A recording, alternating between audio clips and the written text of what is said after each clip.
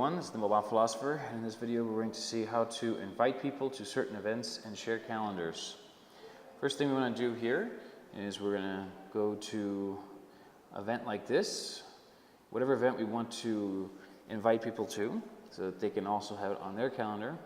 All I have to do is click on this guy, and this will bring this out. And to invite someone, I just go here, it says add guests. So we're going to add a guest here, and we'll choose this one down here. So right now it says add, we have guest added, we have the guest here, no one has told me if they're going to come or not, and I have email guest here, for example. And down here it says calendar cannot be shown, that's not a problem. And we have suggested times, and then we can say the guest can modify events, things like that. So the main thing here we want to do is we want to email guests, and we can say hope you can come. Okay, and then we have send. Now this is not essentially something you have to do, because the second that I added this guest here, he already received the invitation. So let's save this. It's important to save, because if you don't save it, they're not going to be able to respond to the event invitation. So we're going to save that. Here it says send invitations. Would you like to send invitations to guests? And in this case, yes, we want to send them. Now it says my event was updated, meaning the person was invited. And that invitation will be presented by this little person here within that, saying that there is a guest invitation. Now if we go over here, we're going to go to the person who received this, and as you can see, we're going to refresh this just in case.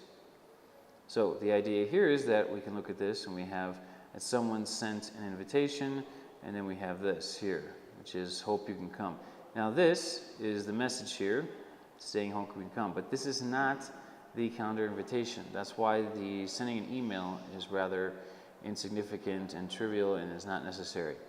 The important thing was to send the invite, which is this email here, and this is what it looks like.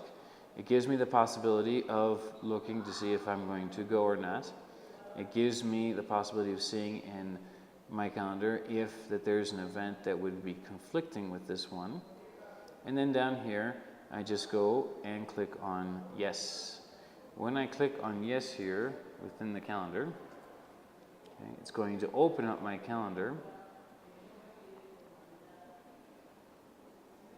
so that I can see what's going on. So it's going to tell me that yes, I'm going, and then it's going to allow me to change the color of this event if I want it to be another color. I can add reminders to this event I was invited to, all these types of things. And then after I'm done with what I want to do here, I just press save. So as you can see, this was now added to the guest who was invited.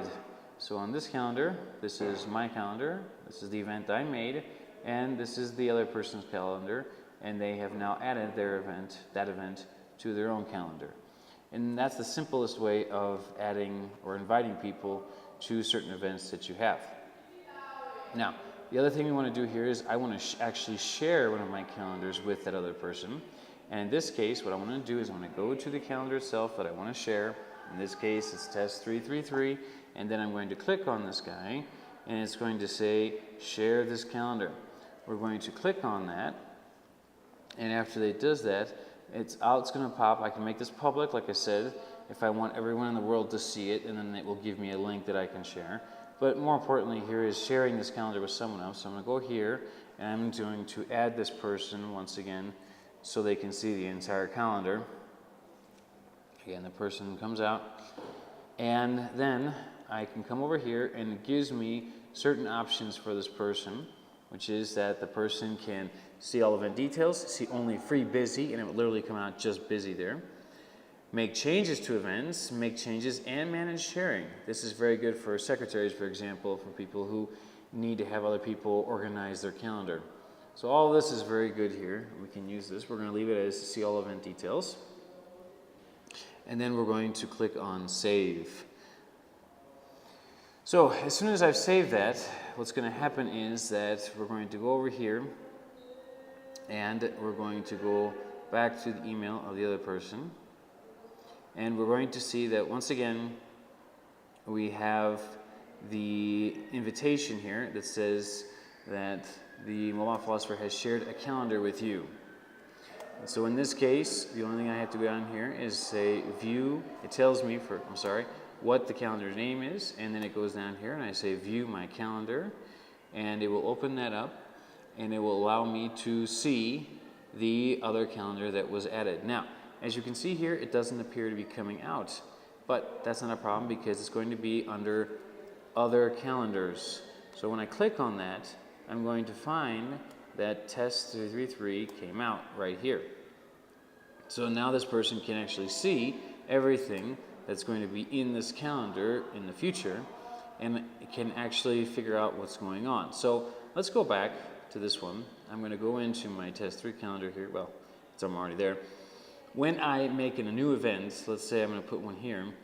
Now, because of this new calendar, I have the option of switching to see which calendar I want this event put on. So now I can put this on test 333, and in this case, I can go back and then click 4, and then I can put 1. I can create that event.